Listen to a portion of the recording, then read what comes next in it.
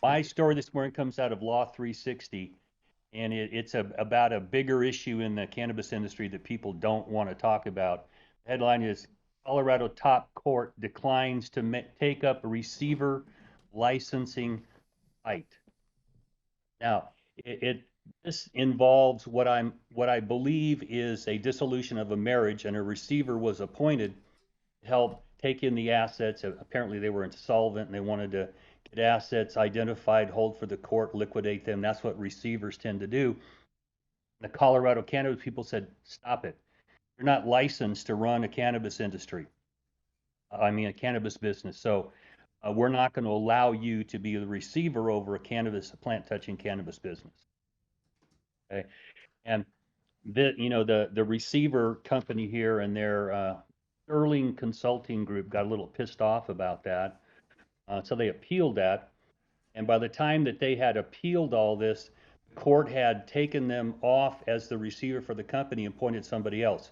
But they kept them on as the general receiver. And I don't know that we're going to make a lot of sense out of where this thing goes. But the point I wanted to talk about today is that what everybody wants to look at is the opportunities in the cannabis industry. What I deal with is the businesses that have screwed the pooch here, that are insolvent, upside down. They owe everybody and his brother money. Now, what are they going to do?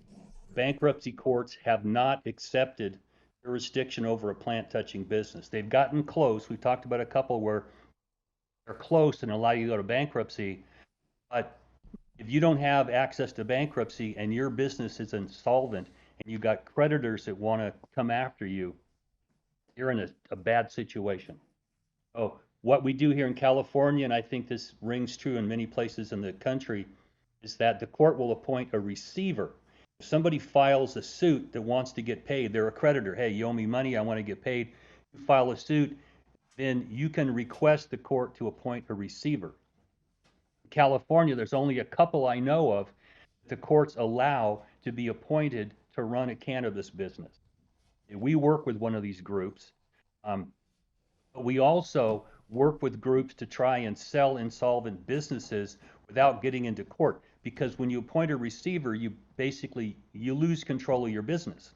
They're an agent of the court that takes control of your business, runs it, brings all the revenue in, identifies assets, identifies creditors, and they then assign assets to creditors. And by the end of the day, you accomplish basically what you get out of a bankruptcy, is that your debts are settled. Okay, that's the whole purpose. But what people don't want to talk about is in California, we have just scads of businesses that are upside down and insolvent.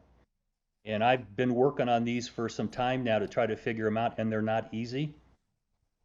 Um, if you have friendly creditors, I've worked out deals where the creditors agree to a private agreement to settle the debts and to liquidate assets and things like that. And if the license is intact, we try to sell that. But if you don't have friendly creditors, now you run into a receivership situation, and it's a mess. It's a mess. And this is going on more than you think. And here in California, if you're insolvent as a cannabis business, you don't have a lot of options. There's only, like I said, a couple of companies that have been authorized by the court to be receivers to run these businesses. Um, and there's a whole lot of businesses that need this service. Oh, if you're a cannabis business and you're insolvent right now, you can't pay your bills. People are barking at your door to get paid. You don't have the assets. There aren't a lot of options. So I want people to think about, what do you do if you run these businesses? You don't want to talk about it. It's like, no one wants to talk about being bankrupt, but sometimes you need to do that to clear your name. And what we try to do is set up asset protection businesses so that if you do end up upside down and backwards in a business, your personal assets are not at stake. Okay? You can have an LLC or a C corp, and once the well is dry, your personal assets aren't at stake. So there's a lot of pieces of this puzzle. It's an issue we'll talk about more. It's like the gun issue we just talked about before. It's going to continue to pop up. It's going to have bad connotations, but it's going to have to be addressed. I want to know what you all think about this, because this is just the ugly underside of the cannabis industry, and there is no happy answers here. Yo, Loco, back at you. Tell me what you think. Yeah, receivers, they will just if you're already insolvent and you get a receiver, you're by the time you get the receiver in there and get him out of there, you're going to be even in more debt than you were when you started. Well, that's one of the problems. Mm-hmm. Okay? And if you have unfriendly creditors that are suing your ass to get their money back, Mm-hmm. and your choices tend to go away. And that's part of the problem. We have worked out with friendly creditors these private agreements to liquidate and let people move on. But if people aren't willing to work together, and courts are where you end up, and you lose control, and it's costly. Yeah, that is for sure.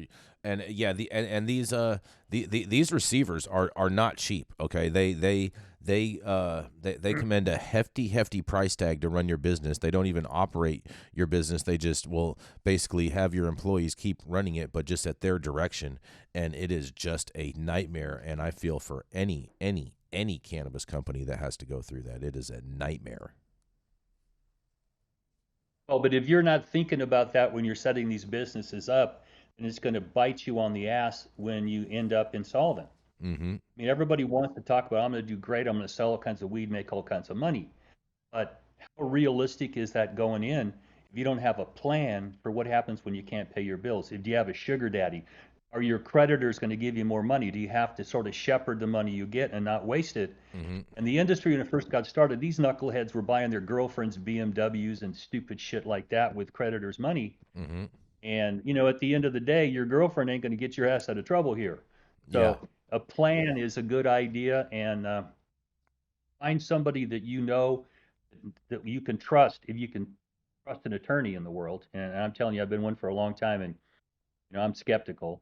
But find someone you can trust and get advice that you can rely on and take action on, because these will destroy your world if you don't have an asset protection business where you've signed some sort of a guarantee of these creditors. Mm-hmm. Man, your life is going to be ruined. That's facts. That's facts. And anyone else on that?